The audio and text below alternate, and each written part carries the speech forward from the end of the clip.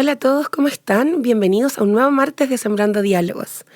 Hoy nos encontramos nuevamente aquí en Mata Sur, ¿cierto? Para esta grabación con el apoyo de Aldo. Así que ahí abracitos para corazoncitos coreanos para Aldo.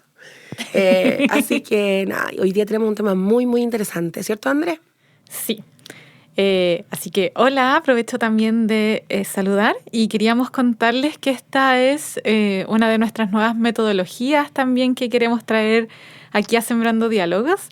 Estamos en un proceso de poder como ir reestructurando y bueno, a mí me parece que es pertinente comentarles que ustedes ya nos han ido conociendo, saben más o menos cómo somos, como en cierto sentido, ¿cierto? Qué temas nos gustan, a qué área nos dedicamos. Y creemos que es importante también sacarle provecho a eso y poder aprovechar aquí, aparte, todos los conocimientos que cada una de nosotras tiene para poder entregar. Y hoy día traíamos la propuesta de que puedan conocer con mayor detalle el trabajo que hace la Consu. Para mí, Consu, es importante decirte que es un honor trabajar contigo también, es un honor poder grabar estos programas y poder tener tantas conversaciones, siempre reflexiones y que también tengamos una relación como tan bonita y tan buena. Y también un honor poder siempre escucharte porque mujer aquí, chiquillos y chiquillas, seca, demasiado inteligente, con unos temazos que uno no se aburre nunca de todas las cosas que puede sacar. Así que, bueno, como ustedes ya saben y le ha contado la Consu, un área de expertise tiene que ver con las personas mayores y hoy día traemos el tema de vejez trans.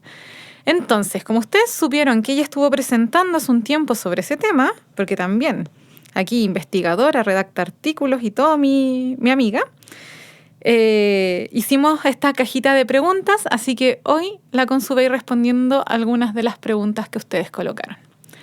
Así que, Consu, ¿preparada? Ay, sí, después de esta tremenda introducción ahora tengo miedo. Sí, bueno, agradezco de verdad la intro, André, creo que es heavy como uno a veces no se da cuenta de la pega y de la cantidad de cosas que uno hace, la cantidad de áreas que uno como que aborda. Es heavy.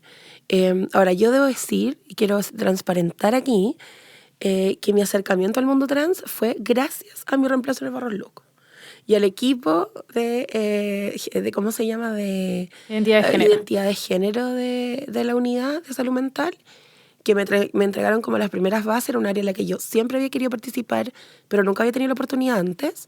Y cuando, bueno, me quedé en ese reemplazo, tuve la maravillosa oportunidad de aprender de ese tremendo grupo, de ese tremendo equipo, que además fueron, pero así, a toda raja, perdonen la expresión un poco fina, pero bueno, es lo que ustedes ya saben cómo soy, saben cómo me pongo, que fueron realmente increíbles, que fueron súper generosos con su conocimiento y que en realidad creo que de verdad aprendí, pero así brutal. Entonces la verdad es que nada, como que en honor a ellos, cuando me fui, yo seguí trabajando, he seguido estudiando, me he seguido perfeccionando en temas de género, quiero seguir haciéndolo, porque quiero que además el género, entendido desde distintos espacios, sea considerado como algo positivo para poder intervenir. Sí, y lo mejor, Consu, es que también lo fuiste vinculando al área al que ya te venías dedicando, que tiene que ver con la persona mayor. Por lo personal, a mí es como que sí, pues uno siempre que piensa los temas asociados a la identidad de género, como que inmediatamente a mí se me vienen poblaciones adolescentes, adulto joven, me hago cargo, perdón, de mis prejuicios también, pero como es interesante mirarlo como de qué pasa, pero no se nos viene quizás a muchas personas el tema de estas vejez trans o estas personas mayores trans. Entonces, la primera pregunta que nos llegó Consu, yo la fui ordenando también y eligiendo algunas también en honor al tiempo, pero sencilla es, ¿qué significa ser trans? Wow. A ver, yo creo que aquí es importante entender varias cosas. Por una parte está todo lo que nosotros denominamos como el sexo biológico, ¿no? Hombre-mujer, ¿sí? Eso como que es lo base, ¿no? Todos cuando nacemos tenemos un género, o sea, tenemos un sexo, perdón, hombre-mujer, y obviamente, cuando hablamos de género, que es una construcción social a propósito del sexo que tenemos, ¿cierto? Que es el saber cómo somos hombres o cómo es ser mujer, cuáles son los roles que nos esperan siendo cada uno de estos dos géneros, ¿cierto? Van determinando nuestra forma de vida, nuestra forma de funcionar, nuestra forma de conocer, nuestra forma de vincularnos con el mundo y de que el mundo se vincule con nosotros.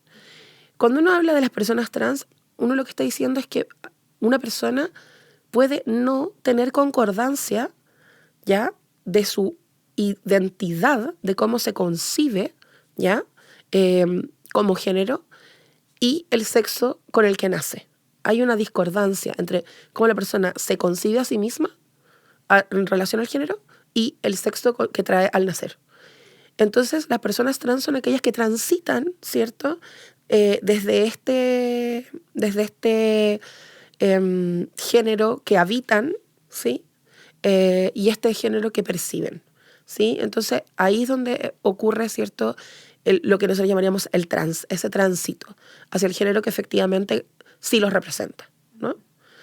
No sé si se logra entender bien la idea, pero en el fondo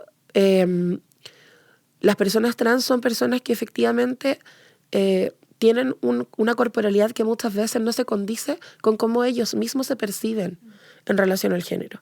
Y eso es lo que hace que una persona sea trans, ese tránsito, ¿sí? Consu, y desde ahí surge la pregunta de ¿qué es la vejez trans? ¿Como hace referencia a solo una persona que es adulto mayor o el concepto abarca más aspectos o surge de algún lugar en específico? ¿Tú lo denominaste así en esta presentación? ¿Cómo surge? Yo lo denominé como vejez trans en el sentido de que lo pensé de la siguiente forma. Personas que transicionan en etapa de persona mayor. Y uno dice, ¿qué? Porque cuando uno habla como de la transición, siempre uno piensa en personas más jóvenes, como decías tú. Sí. Gente joven, gente adolescente, adultos ya. Pero aunque usted no lo crea, existen personas que transicionan etapas tardías, ¿ya? O que han vivido su vida en este proceso, ¿cierto? En etapas más asociadas a la persona mayor. Y la verdad es que para ser muy honesta, yo lo posicioné o lo visualicé, y de acuerdo también a lo que leí, en personas que hacían esta transición tardía. Y me sorprendió como lo que le encontré. Hay un montón de personas que hacen una transición más tarde a propósito de temas como sociales. O sea, como personas que toda la vida, que se casaron, tuvieron hijos, hicieron una vida como hegemónica, voy a poner así. Establecida socialmente. Y que una vez que murieron los hermanos, murieron los padres, como que murió. De hecho, una de las personas con las que alguna vez me vinculé me decía como, una vez que se murieron mis papás y me di cuenta que ya no les iba a dar vergüenza porque estaban muertos, entonces decidí que era momento de que yo fuera como yo realmente soy. O sea, yo lo encuentro brutal. Entonces como el peso social. El peso social es tal que entonces la persona tomó la decisión de transformar su cuerpo para poder morir siendo lo que siempre había sido. En espacios además ocultos, en espacios más cerrados. Entonces tenía como una doble identidad. La identidad social y la identidad personal. Y eso te posiciona en un lugar como muy complejo, como de no poder ser tú en todos los espacios, de sentir que engañas a la gente, como un montón de factores. Entonces, cuando yo hablé de la vejez trans, como trans, en esta presentación me refería justamente a eso, a personas que siendo mayores deciden transicionar o que viven desde lo trans en la etapa de la adultez mayor. Oye, qué bonito como el significado que le das, porque claro, cuando nosotras compartíamos este tema y estábamos en la búsqueda de la información y estas preguntas, yo lo visualizaba mucho desde como personas que viven esta etapa siendo trans, pero no había pensado en la profundidad de el como transitar desde esta etapa.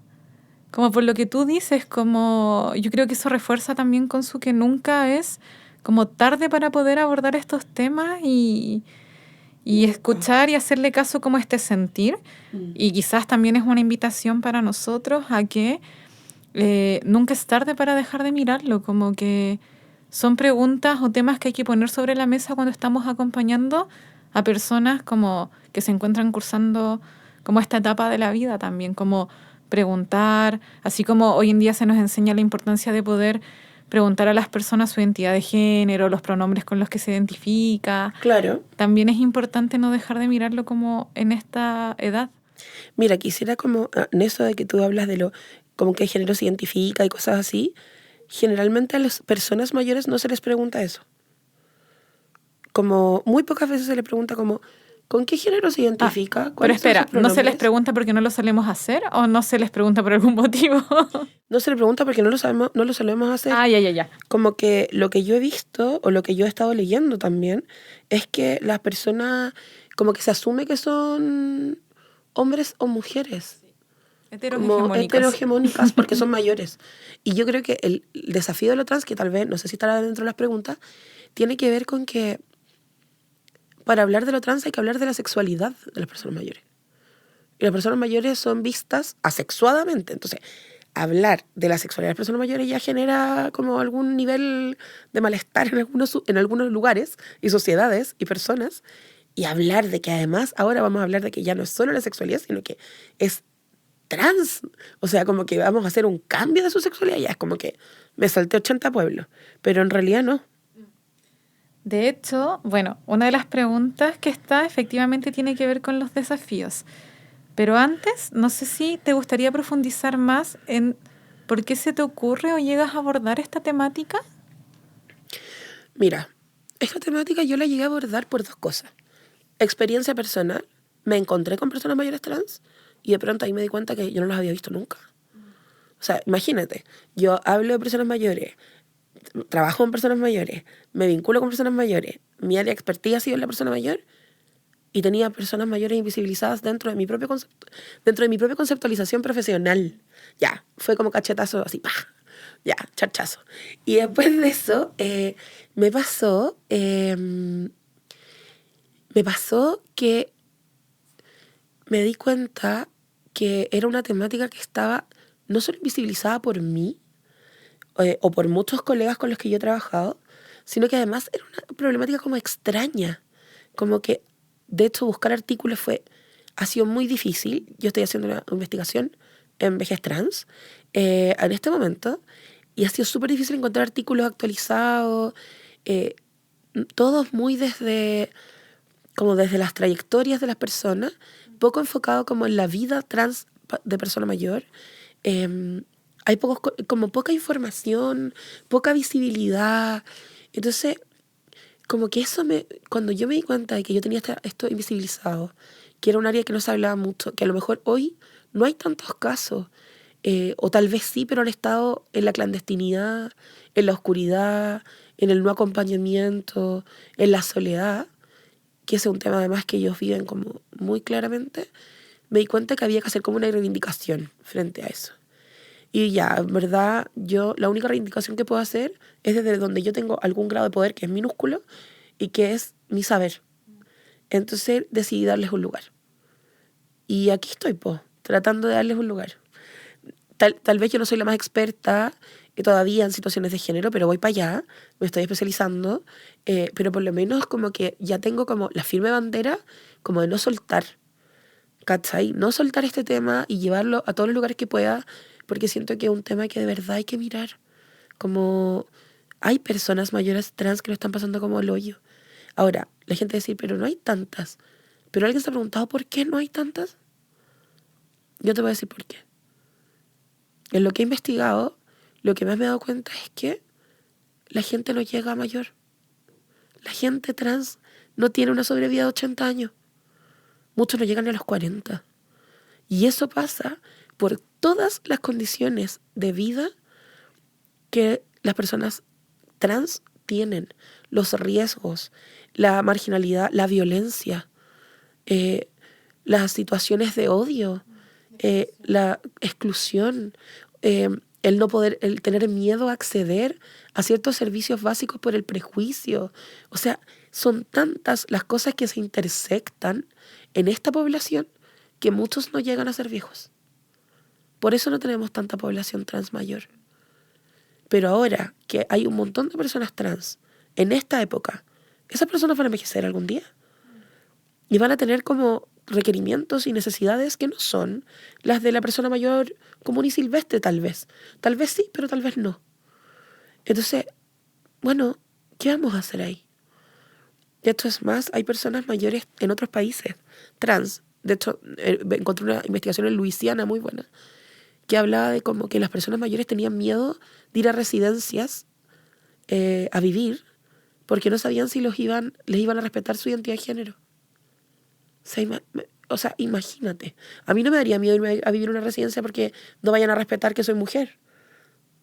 ¿Por qué? A ellos sí. Entonces, eso es lo que hace que este sea un tema emergente, porque es un tema que nos muestra la desigualdad, la exclusión en todas las dimensiones posibles. Qué interesante. Yo estoy, nada, con muchas cosas dando vuelta en la cabeza porque efectivamente uno no los piensa. ¿No? Uno generalmente las personas mayores no piensa mucho y en esta población menos. Mm. Sí, por eso, o sea, yo creo que ya de partida son muy significativos tus aportes con sus en términos de eso, de partir cuestionándose y mirar las prácticas. Entonces, es una bandera de lucha, como tú lo decías bien, en un tema emergente que es importante seguir visibilizando y que de verdad creo que este capítulo invita a poder abrir como perspectivas y pensar o poner sobre la mesa estos temas que no son pensados, que no son conversados o que quizás gente piensa, pero no están los espacios como para poder como compartir o mirar con absoluto detalle. Aparte de mirar como todo esto que va generando también como el estigma o el temor a poder compartirlo de las personas que son trans por cómo va a reaccionar tu entorno social. Y ya con esto nos nombraste varios como de los desafíos que existen en esta vejez trans. ¿Hay algún otro que te gustaría como aportar o que pudiéramos como mirar o reflexionar sobre él? Yo creo que la soledad. Las personas mayores trans, bueno, las personas trans en general, tienen muchas dificultades como con el tema familiar. A propósito también de las percepciones de vida, ¿no? Y las personas mayores trans, que efectivamente transitan en la edad adulta, tienen a veces mucha ruptura familiar, porque la familia se siente engañada. O sea, mi abuelo o mi abuela, que ahora es mi abuela, que ahora es mi abuelo, me engañó toda la vida, como porque nunca fue lo que yo creí que era mi abuela, y que ahora es mi abuelo. Entonces, como no entiendo nada. Entonces, ocurren muchas rupturas familiares en personas mayores que transicionan más tarde, sin contar que las personas que transicionan antes también tienen rupturas familiares. A veces algunas se reparan y otras no. Por lo tanto, la soledad de las personas trans es un desafío en todas las etapas, pero las personas mayores también. Ya la soledad de las personas mayores es un desafío por sí mismo, por el hecho de ser persona mayor y de ir quedando como un poco excluido de ciertos espacios sociales. O sea, si la persona mayor ya tiene el viejismo encima, o el edadismo que pesa, imagínate edadismo más, por ejemplo, percepción negativa frente a la diversidad. O sea, más aún. Entonces, miedo a querer contar, miedo a que otro sepa. O sea, nosotros conocimos en algún momento, o yo conocí de hecho, a una persona mayor que vivía como su vida trans solo dentro de su casa.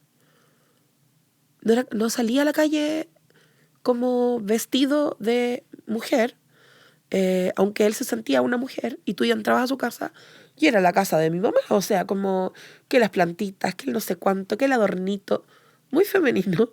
Él muy femenino, ella muy femenina. Pero ella en la calle tenía que ella decía, me disfrazo para salir a comprar porque me da miedo que me peguen. Ya me han pegado. Tengo miedo de que, no sé, me asalten, me vulneren. me digan cosas en la calle. Entonces prefiero salir disfrazado, porque él llamaba así a salir vestido de hombre, pero llego a mi casa y soy yo. Entonces tú decís como, ¿por qué una persona tiene que como relegar su vida, su identidad, el cómo es de verdad, a espacios privados, secretos además? Porque la familia no sabía que él era ella en realidad. Entonces, ¿cómo uno ayuda y acompaña esos espacios? Yo como que me he cuestionado mucho de la práctica, como cómo uno crea espacios para que estas personas tengan un lugar. De hecho, esa es otra de las siguientes preguntas que aparece en reiteradas ocasiones, que tiene que ver con cómo se acompaña a estas personas y cómo la podemos acompañar nosotras desde nuestra profesión, desde la terapia ocupacional. Bueno, yo creo que desde los enfoques afirmativos, primero que todo. O sea, como, ojalá con poco juicio, ¿no? Más allá de lo que a ti te pueda generar como persona, porque todos somos personas que tenemos nuestro propio juicio, estamos claros, lo hemos hablado en chorro mil capítulos. Eso está bien, pero uno tiene que dejar sus juicios en la puerta. Porque uno cuando entra a el box de atención o a la casa o a donde sea, yo tengo que tratar de tener el menor juicio posible. Entonces yo creo que ahí también uno tiene que ser claro y decir, ¿yo puedo hacer esto sin juicios? Pues si la respuesta es no, entonces lo derivo a otra persona que lo puede hacer. Ya, si la respuesta es sí, entonces seguimos. Y yo creo que lo primero es validar el cómo se siente. Conocer la trayectoria de vida, conocer los dolores que esta persona ha traído, los miedos que tiene también. Y ir generando espacios de confianza desde lugares muy pequeños hasta poder ir ampliando a lugares más sociales. Quizás contarle a una persona que sea de mucha confianza y que a la persona le dé seguridad. Incluso antes, hay gente como que quiere explorar siquiera cómo se siente vistiéndose de cierta forma. Como dar espacios para eso, para explorar el cómo me siento, el cómo es esto de poder vivir en un lugar donde no me están juzgando. Y también, por otro lado, tener ojo con con cómo también yo le transmito que él debe ser mujer u hombre. Las mujeres son todas femeninas, ¿eso es verdad? Para mí no. O sea, hay mujeres de todos los tipos. Usted puede ser la mujer que usted quiera. Como usted puede decidir qué tipo de mujer quiere ser. Como dejar también de como que nosotros le pongamos esta idea de género hegemónico que también todos traemos. Entonces, claro, yo me acuerdo que alguien una vez me dijo, ay, es que las personas trans son más femeninas que las propias mujeres. Bueno, hay que preguntarse, po, ¿qué, qué elemento del género, qué parte de la construcción social están tomando para poder realmente decir yo soy mujer? ¿No? ¿Es la feminidad? ¿Es qué? Entonces, tratar de que esa persona descubra desde esa persona qué tipo de persona quiere ser, qué tipo de hombre quiere ser, qué tipo de mujer quiere ser, cómo quiere expresarse. La expresión de género es distinto a mi identidad de género. Entonces, como, ok, ¿cómo quiero expresar mi género? ¿De verdad quiero ser súper femenina? ¿Sabes que no? ¿Quiero ser una mujer más masculinizada? No, la verdad es que quiero ser una persona, no sé, como más andrógena. Estás en tu derecho de elegir. Todos lo estamos, ellos también. Como todos estamos en derecho de elegir. Y yo creo que también como pensar que transicionar es un derecho. Es un derecho a ser uno mismo. Entonces, ¿cómo resguardo yo eso? ¿Cómo le enseño a esa persona a defender esos derechos? Y yo creo que eso también es importante. Y por último, yo pondría el tema de ampliar las redes. Trabajar en redes de apoyo, yo creo que eso es súper importante. Cuando alguien está, por ejemplo, la gente que transiciona también tiene expectativas de la transición. Y a veces la transición no es como piensa que va a ser. ¿Cómo se acompaña? ¿Con quién más habla? Si no conoce más gente parecida, muchas veces. Ahí los grupos de ayuda son súper importantes. Los grupos de acompañamiento especializado en salud mental. Ahora que se ha puesto tan en entredicho, ahora que estamos en un tema más político, bueno, hay gente de ciertos sectores que no quiero nombrar, que no le dan cabida a esto, po. No, que la persona está loca, enferma. Como dejar de patologizar cosas que no son patologías. Entonces yo creo que es importante en ese contexto, como los desafíos que planteas tú, tener evidencia en la mano para poder ir dando a los tomadores de decisiones y decirle, oiga, mire, Esto aquí hay pasa. estudios, aquí esto pasa. Usted podrá querer no verlo, pero es una realidad.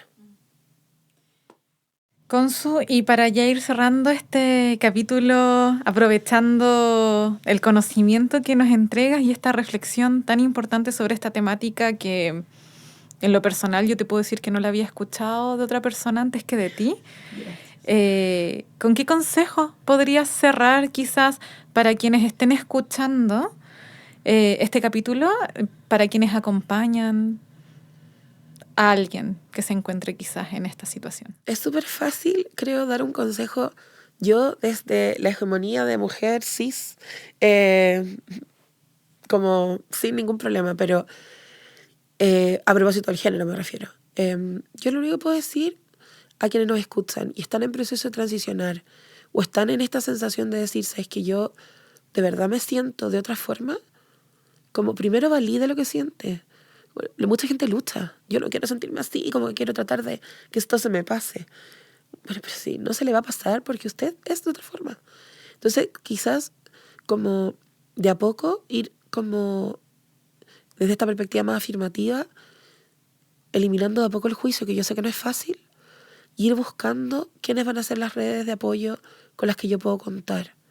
Siempre va a haber alguien que va a poder escuchar. Puede que no entienda, pero al menos va a oír. Yo creo que eso es lo primero. Lo segundo, no estás solo ni sola. Hay mucha gente que ha hecho transiciones, que está en un proceso de transición y que ha tenido que enfrentar desafíos de la vida cotidiana. Desde en qué baño se mete para hacer pipí hasta, no sé, dónde lo hospitalizan si se enferma de apendicitis. Entonces yo creo que son muchas las personas que están construyendo camino. A veces uno se siente muy solo porque no conoce a esas personas. Entonces creo que es importante que los equipos que estamos acompañando podamos ir creando redes para que las personas que están en un proceso de transición puedan recibir toda la compañía que necesita. Políticas, necesitamos políticas públicas fuertes que no solo otorguen recursos a salud, que sí es necesario que se hagan muchos equipos de acompañamiento, pero también para que socialmente podamos tener espacios seguros de participación, sin violencia, políticas de no discriminación, políticas que penen la violencia en todas sus formas y de todas sus maneras, políticos responsables que hablen desde lo científico, políticos como que no tengan la posibilidad de decir con la cara llena de risa que esta gente está enferma, que están todos locos, que hay una sanción social, medios de comunicación que informen adecuadamente y de manera responsable. ¿Cachai? Y yo creo que necesitamos también que la gente que está acompañando escuche activamente, sin juzgar, porque hablar de esto es súper difícil, a cualquier edad. Y en el caso de las personas mayores aún más. ¿Por qué? Porque ellos, además de la discriminación por edad, se les suma la discriminación de género. Entonces, que ellos se abran a querer contar, de verdad es un acto de valentía superior. Y creo que eso ya por sí es admirable. Ahora, ¿qué me gustaría decir a mí? Que ojalá lleguemos un día a tener una sociedad donde no nos tengamos que admirar de eso. Que esté construida de tal forma que quepan todos. Y que entonces no tengamos que pensar que alguien tiene que como pensar en esta conversación 80 veces antes de tenerla, sin sentir que va a ser vulnerado, maltratado, ignorado o excluido por eso. Bien, Consu, gracias por compartirnos parte de tu experiencia. Era necesario que incorporáramos un segmento así en nuestro podcast para ir también sacándonos provecho.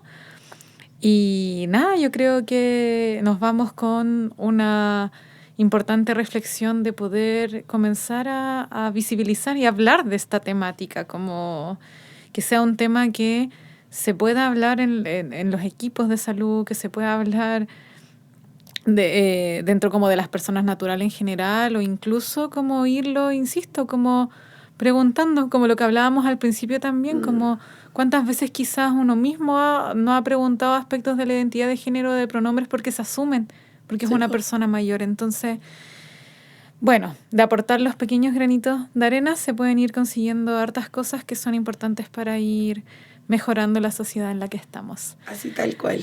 Así que, bien, si les interesa el tema, quieren hacer más preguntas, bienvenidos y bienvenidas, invitados están, y a seguir reflexionando sobre este tema. Muchas gracias a todos y espero de verdad que haya sido un tema interesante, tanto como a mí. Yo estoy en esta exploración incipiente. Espero poder publicar pronto algún artículo al respecto, así que bueno, ahí vamos. Sí, así que ahí lo vamos a compartir en nuestro Instagram de Sembrando Diálogos. Un abrazo a Bien, todos. que estén bien, chao. Chao.